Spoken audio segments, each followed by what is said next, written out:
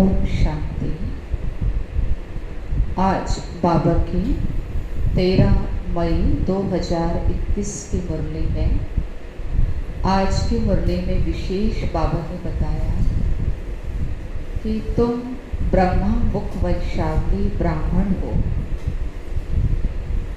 तुम्हें बाबा द्वारा ज्ञान का तीसरा नेत्र मिला है। तुम भगवान की गोद में हो। फिर बाबा ने कहा कि एक धर्म, एक राज्य की स्थापना किस आधार पर होती है। बाबा ने कहा योग बल से होती है।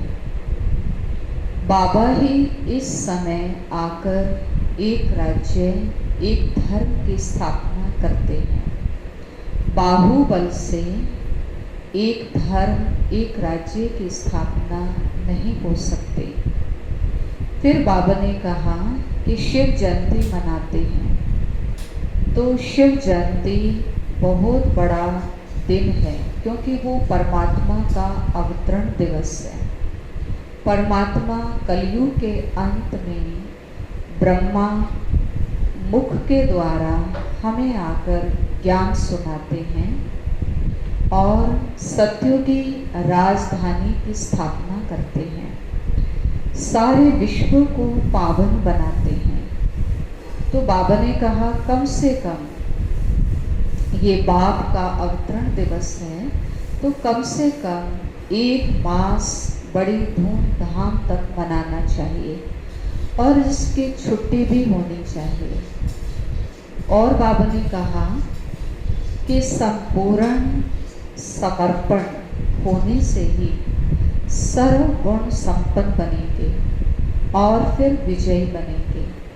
संपूर्ण समर्पण होने के लिए अपने आप को देहभान से बिल्कुल अलग करना है, आत्मिक स्थिति में स्थित करना है, देहभान को भूलना है।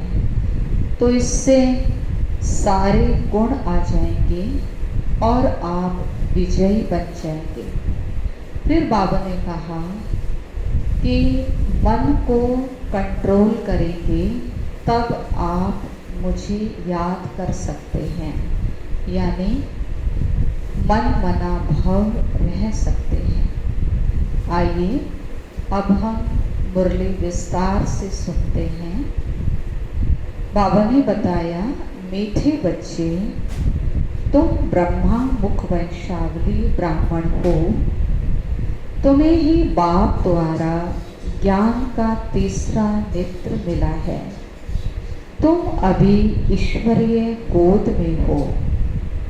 प्रश्न है अद्वैत राज्य, जहाँ दूसरा कोई धर्म नहीं, उस राज्य की स्थापना का आधार क्या है। बाबा ने कहा योग बल। बाहुबल से कभी भी अद्वैत राज्य की स्थापना हो नहीं सकती। जैसे कृष्ण के पास इतनी शक्ति है जो अगर आपस में मिल जाएं तो सारे विश्व पर राज्य कर सकते हैं, परंतु ये ला नहीं कहता। विश्व पर एक राज्य की स्थापना करना बाप का ही काम है। गीत है, छोड़ भी दे आकाश सिंहासन, धरती पर आजा रे। ओम शांति। बच्चों को ओम शांति का अर्थ तो बहुत बार समझाया है। ओम यानी मैं कौन, मैं आत्मा। ये शरीर हमारे ऑर्गन्स हैं। मैं आत्मा परम धाम की रहने वाली हूँ।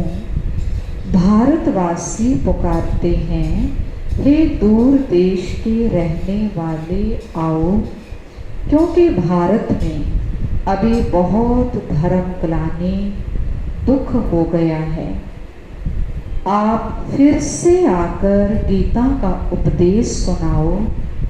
गीता के लिए ही कहते हैं शिव बाबा आए, क्योंकि वह हमारा पिता है। कहते हैं भारतवासियों पर फिर से परछाया पड़ा है माया रूपी रावण का।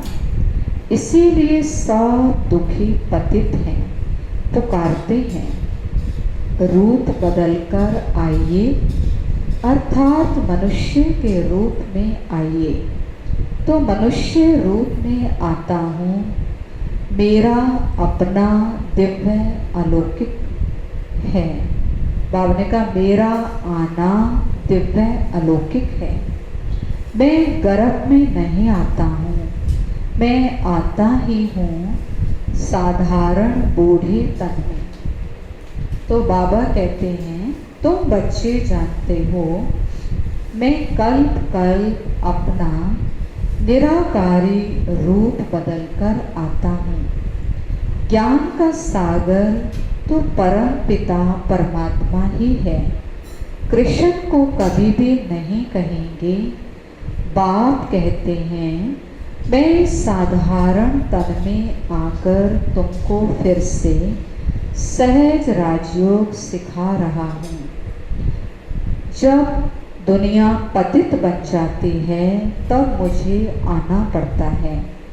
कलयुग से सतयुग बनाने मैं आता हूँ। ब्रह्मा विष्णु शंकर का चित्र भी है। ब्रह्मा द्वारा स्थापना, शंकर द्वारा विनाश और फिर विष्णु द्वारा पालना। ये लक्ष्मी नारायण विष्णु के दो रूप हैं, ये तुम बच्चे जानते हो। बाबा फिर से रूप बदलकर आया है। वो हमारा सुप्रीम बाप भी है, सुप्रीम टीचर भी है, सुप्रीम गुरु भी है। और गुरु लोगों को सुप्रीम नहीं कहा जाता। यह तो बाप टीचर गुरु तीनों हैं। लौकिक बाप तो बच्चे की पालना कर फिर उनको स्कूल में भेज देते हैं। कोई विरला होगा जो बाप टीचर भी होगा।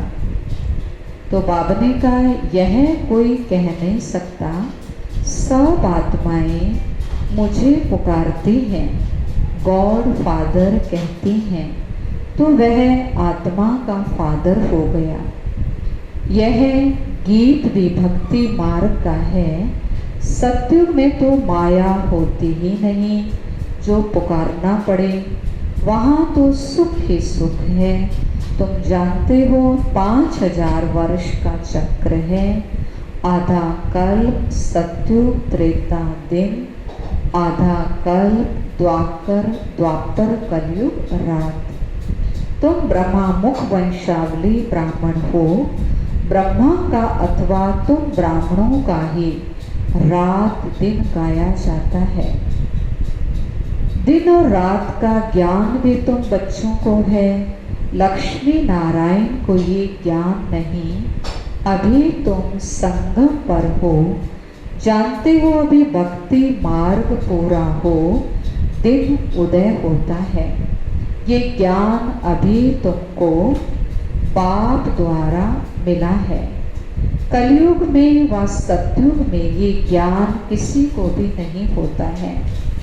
तो बाबा कहते हैं इसीलिए गाया जाता है ब्रह्मा का दिन, ब्रह्मा की रात। तुम अभी सूर्यवंशी चंद्रवंशी राज्य पाने का पुरुषार्थ कर रहे हो।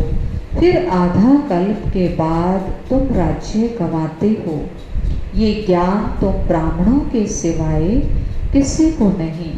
तुम देवताएं बन जाएंगे, फिर ये ज्ञान रहेगा नहीं। अभी है रात्रि, शिवरात्रि भी गाई जाती है। कृष्ण की रात्रि कहते हैं, परंतु उसका अर्थ नहीं समझते। शिव की जयंती अर्थात शिव का रीइनकार्नेशन होता है। ऐसे बाप का दिवस कम से कम 1 मास मनाना चाहिए, जो सारी सृष्टि को पतित से पावन बनाते हैं। उनका हॉलीडे भी नहीं मनाते हैं। बाप कहते हैं मैं सबका लिबरेटर हूँ, गाइड बनकर सबको ले जाता हूँ। अभी तुम पुरुषार्थ करते हो राजयोग सीखने का। बाप तुमको ज्ञान का तीसरा नेत्र दे रहे हैं। आत्मा का रूप क्या है ये भी किसको नहीं पता। बाप कहते हैं तुम आत्मा ना अंगूष्ठे मिसल हो ना अखंड ज्योति मिसल हो। तुम तो स्टार हो बिंदी मिसल। मैं भी आत्मा बिंदी हूँ, परंतु मैं पुनर्जन्म में नहीं आता हूँ। मेरी महिमा ही अलग है। मैं सुप्रीम होने के कारण जन्म मरण के चक्कर में नहीं आता हूँ। तुम आत्माएं शरीर में आती हो तो 84 जन्म लेती हो। मैं इस शरीर में प्रवेश करता हूँ। यह लोन लिया हुआ है। बाप समझाते हैं तुम भी आत्मा हो, परंतु तुम अपने को रियलाइज नहीं करते हो कि हम आत्मा हैं। आत्मा ही बाप को याद करती है, दुख में हमेशा याद करते हैं। हे भगवान, हे रहम दिल बाबा, रहम करो। रहम मांगते हो क्योंकि वह बाप ही नॉलेजफुल, ब्लिसफुल, प्योरिटी फुल है, पवित्रता का सागर है, आनंद का सागर है, ज्ञान का सागर है। ज्ञान में भी फुल है, ज्ञान का सागर। मनुष्य को ये महिमा दे नहीं सकते। सारी दुनिया पर ब्लिस करना ये बाप का ही काम है। वो है रचयिता, बाकी सब है रचना। क्रिएटर रचना को क्रिएट करते हैं। पहले स्त्री को अडॉप्ट करते हैं, फिर उनके द्वारा रचना रचते हैं, फिर उनकी पालना भी करते हैं, विनाश नहीं करते। ये बेहद का बाप आकर स्थापना, पालना, विनाश कराते हैं। आदि सनातन देवी देवता धर्म की पालना कराते हैं। सतयुग आदि में फट से राजधानी स्थापन हो जाती है और धर्म वाले तो सिर्फ अपना अपना धर्म स्थापन करते हैं। फिर जब लाखों करोड़ों के अंदाज में वृद्धि हो जाती है तब राजाई होती है। अभी तुम राजधानी स्थापन कर रहे हो। योग बल से तुम सारे विश्व के मालिक बनते हो। बाहुबल से कभी कोई विश्व पर राजाई नहीं कर सकता। बाबा ने समझाया है क्रिश्चियन में इतनी ताकत है, वो आपस में मिल जाएं तो सारे विश्व पर राज्य कर सकते हैं, परंतु बाहुबल से विश्व पर राज्य पाएं ये ला नहीं कहता। ड्रामा में ये कायदा नहीं है जो बाहुबल वाले विश्व के मालिक बने। बाबा समझाते हैं विश्व के बादशाही योग बल से मेरे द्वारा ही मिल सकती है। वहाँ कोई पार्टीशन नहीं है। धरती आकाश सब तुम्हारे होंगे, तुमको कोई टच नहीं कर सकता। उनको कहा जाता है अद्वैत राज्य। यहाँ है अनेक राज्य। बाप समझाते हैं 5000 वर्ष बाद तुम बच्चों को ये राजयोग सिखाता हूँ। कृष्ण की आत्मा अभी सीख रही है। कृष्ण पहला नंबर प्रिंस था। वह उस समय 84 जन्म के अंत में इस समय आकर ब्रह्मा बने हैं। ये बच्चों को समझाया है सृष्टि का चक्र कैसे फिरता है। बाप फिर से स्वर्ग की स्थापना कर रहे हैं। अनेक धर्म विनाश होने हैं। जरूर एक धर्म की स्थापना हो जाएगी।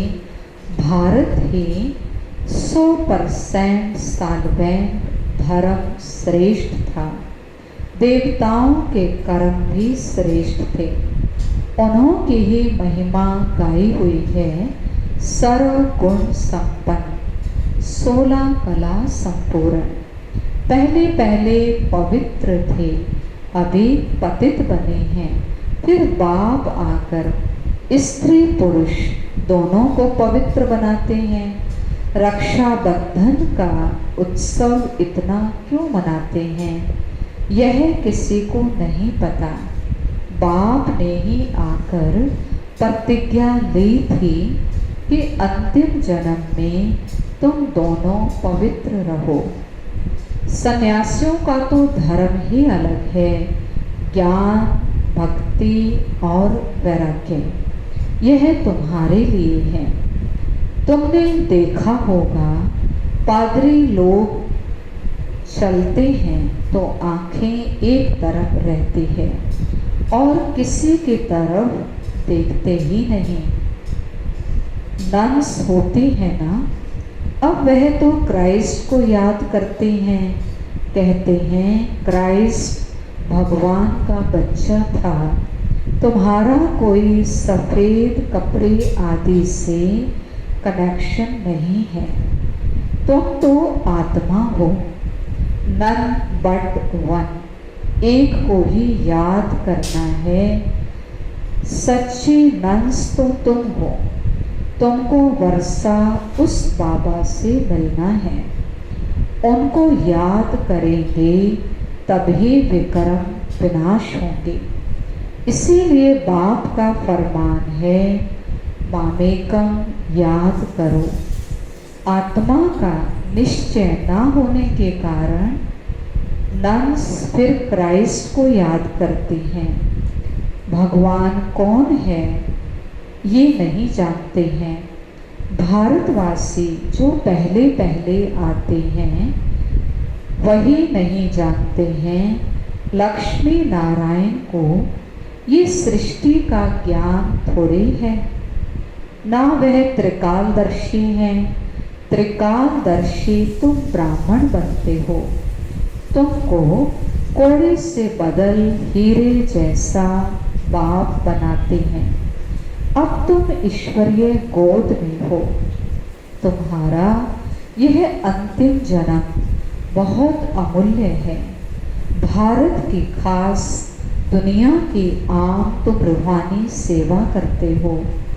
बाकी वह तो हैं जिस्मानी सोशल वर्कर्स। तुम हो रूहानी। तुमको सिखाने वाला सुप्रीम रूह है। हर एक आत्मा को बोलो बाप को याद करो। तो बाबा कहते हैं बाप को ही पतित पावन, बाप को ही पतित पावन गाया जाता है। तुमको गिरने में 84 जन्म लगते हैं, फिर चढ़ने में 1 सेकंड लगता है। ये तुम्हारा इस मृत्यु लोक का अंतिम जन्म है। मृत्यु लोक मुर्दाबाद, अमर लोक जिंदाबाद होना है। इसको अमर कथा कहा जाता है। अमर बाबा आकर तुम अमर आत्माओं को अमर युग में ले चलने के लिए अमर कथा सुनाते हैं। बाबा कहते हैं अच्छा और बातें भूल जाते हो तो सिर्फ अपने को आत्मा निश्चय कर मुझ एक बाप को याद करो। बुद्धि का योग मेरे साथ लगाओ तो तुम्हारे पाप भस्म हो और तुम पुण्य आत्मा बन जाएंगे। तुम मनुष्य से देवता बनते हो, ये नई बात नहीं है। 5000 वर्ष बाद बाबा आकर तुमको वर्षा देते हैं। रावण फिर श्राप देते हैं ये है खेल, भारत की ही कहानी है। यह बातें बाबा ही समझाते हैं, कोई भी वेद शास्त्र आदि में नहीं है। इसीलिए गॉड फादर को ही नॉलेजफुल, पीसफुल, ब्लिसफुल कहा जाता। तुमको भी बाबा कहते, तुमको भी आप समान बनाते हैं। तुम भी पूज्य थे, फिर पुजारी बनते हो। आपे ही पूज्य और आपे ही पुजारी। ये भगवान के लिए नहीं है। बाबा ने कहा तुम भारतवासियों की बात है। तुम पहले सिर्फ एक शिव की भक्ति करते थे, अव्यभिचारी भक्ति की, फिर देवताओं की भक्ति शुरू की, फिर नीचे उतरते आए। अब फिर से तुम देवी देवता बन रहे हो। जो थोड़ा पढ़ते हैं वो प्रजा में चले जाएंगे, जो अच्छी तरह से पढ़ते पढ़ाते हैं वो राजाई में आएंगे। प्रजा तो ढेर बनती है, एक महाराजा की लाखों करोड़ों के अंदाज में प्रजा होगी। तुम पुरुषार्थ करते हो कलम पहले की माफिक। पुरुषार्थ से पता पड़ जाता है कि माला में कौन कौन आने वाले हैं।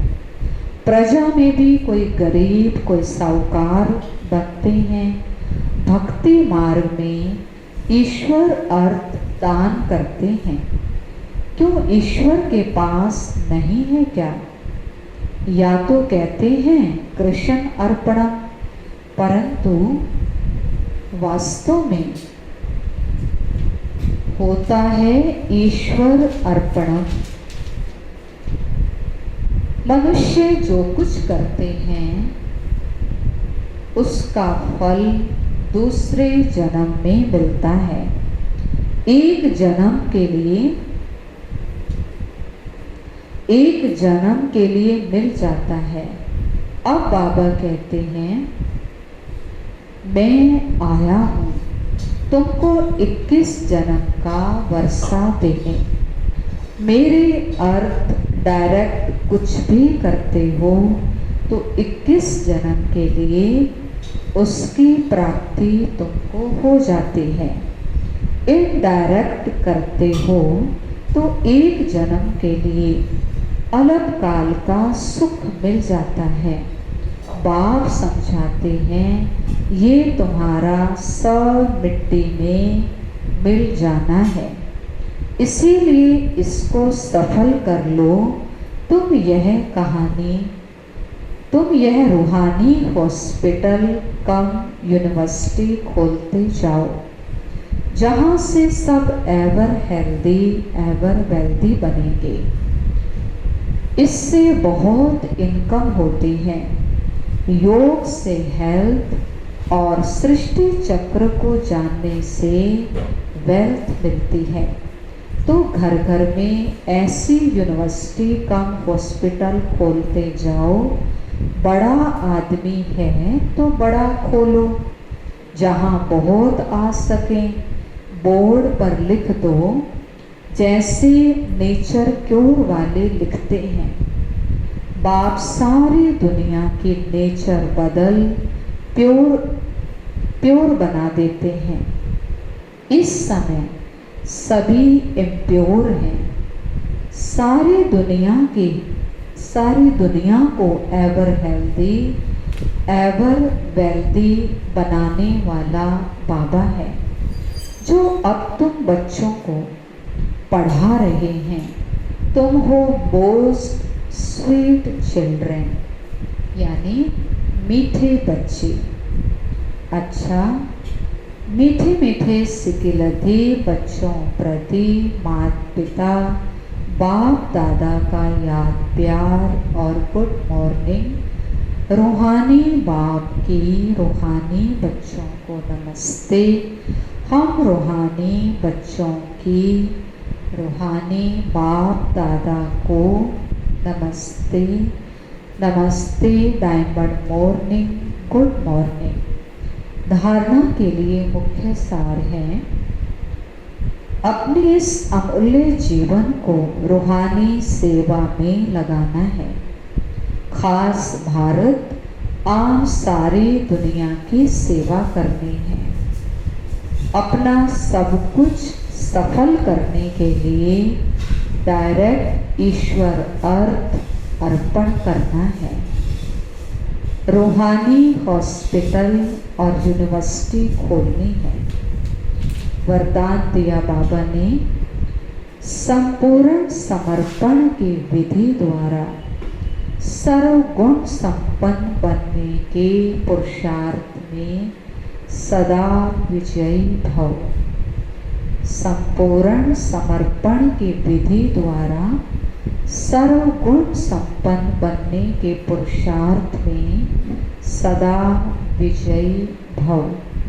संपूर्ण समर्पण उसे कहा जाता है जिसके संकल्प में भी देह अभिमान ना हो, अपने देह का भान भी अर्पण कर देना, मैं फलाना हूँ, ये संकल्प भी अर्पण कर संपूर्ण समर्पण होने वाले सर्व गुणों में संपन्न बनते हैं।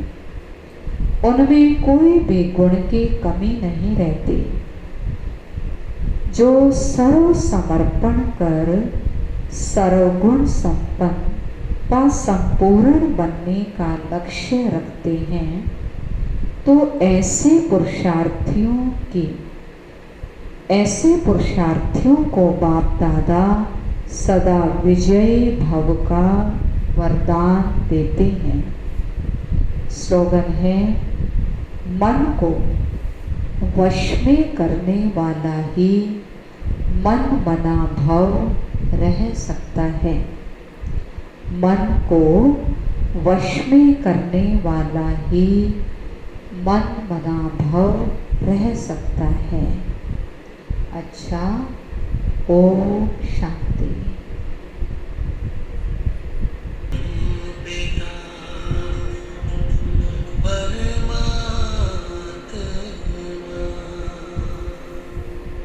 सदाशिव निराकार,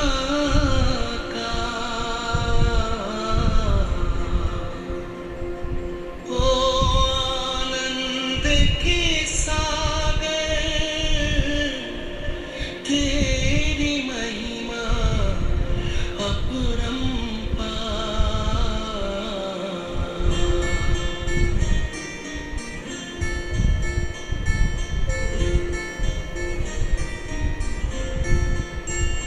मेरे परम पिता परमात्मा